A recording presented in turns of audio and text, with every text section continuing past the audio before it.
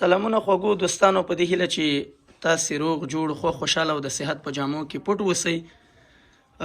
نن په جلال آباد ښار کې داسې یوې کورنۍ ته راغلی یم چې درې واړه بنې تاسې په خپله مخامخ په کمره کې ګورئ. خاوند یې تقریبا میاشت وړاندې د زړه د ټکان له امله خپل ژوند له لاسه ورکړی دی او دغه بیچارهګان ګټې وټې ته څوک نه لري او د خدای په تکیه ژوند کوي.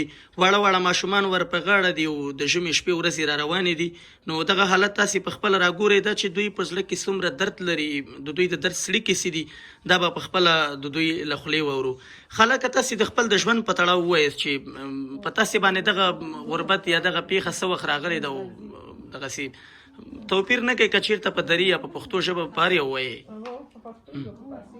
دا شل ورځې کېږي چې د من خاوند د لاسه ویر کړی دی او د زړه د ټکان د امله، او دغه ماشومان چې دي دا د من په غاړه دي چې هر یو شی جامې هم غواړي او خوراک هم غواړي، مکتب هم غواړي. دغه وړه نجلۍ چې ده ټولې صنفیانې ځي مکتب ته او دا موږ ته وایي چې موږ په مکتب کې واچوه چې موږ زه 2 پیرې لاړم، هغې ته مې ورته وویل معلمې ته چې دی ما لور واچوه، هغې وې پیسې راوړه، 1,500 روپۍ داخله ده او 600 روپۍ پیس دی، د ما وسته نه وه بېرته مې راوسته.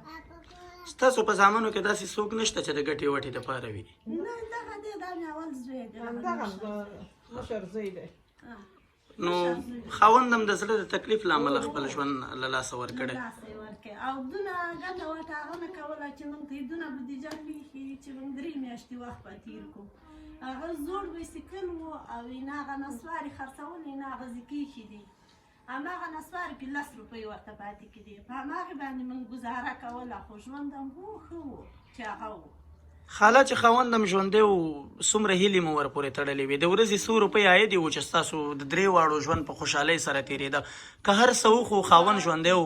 من ګزاره کېدله، شکر هم په ایستلو چې کېدلو د موږ روزانه هغه په ضرورت رفع کېدلو.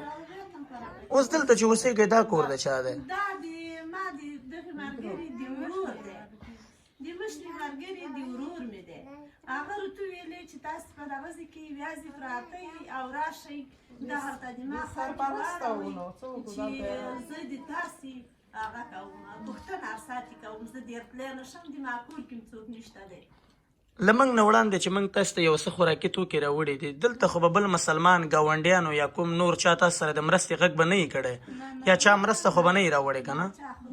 داسې مرسته یې نه ده راوړې، خو داسې یو ډوډۍ یا یو شی که نه دغسې کړي دي، نور داسې غټه مرسته چا نه دي کړي. چې د موږ خاوند مړ شولو او د موږ مېلمانه ډېر وو، خلکو کومک کولو، او اوس چې دی اوس خو څوک هم دا بله شپه چې باد لګېدو د موږ سره هېڅوک هم نه وو، موږ ټولې ناستې وو ټوله شپه.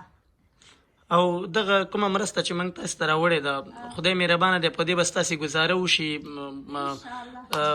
خدای پاک داسې یو نظام لري چې څوک وږی تږی نه پاتې کېږي، داسې وخت به راشي چې ستاسو دا بچیان به د خیره رالوی شي، ستاسو دغه د ژوند ناهیلۍ ورځې به هم تېرې شي. دا رښتیا ده چې ګاونډیان هغه څوک وي چې د ضرورت په وخت کې د یو چا په کارېږي، خو کله چې ضرورت رپشي په یو چا سخت راشي بیا نو حتی که ورور هم وي د چا په درد نه خوړل کېږي. خبره خو نه وي، نو دا خو د عمر خبره ده. او تاسو نه مننه، خوشحاله اوسېږئ چې د موږ پوښتنه هم وکړله او موږ هم راغلو هم کتلو او دا مرسته هم وکړله. دا د تاسو سره ډېر ښه وکړي او خدای موږ هم اوس غواړو چې دغه بچیان هم د خدای بې هغه نه پاتې نه کړي، چې لږ یو څوک مرسته وکړي.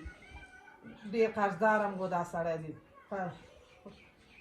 دی، بیچاره خدای څو لکه روپۍ قرض یې ولیده.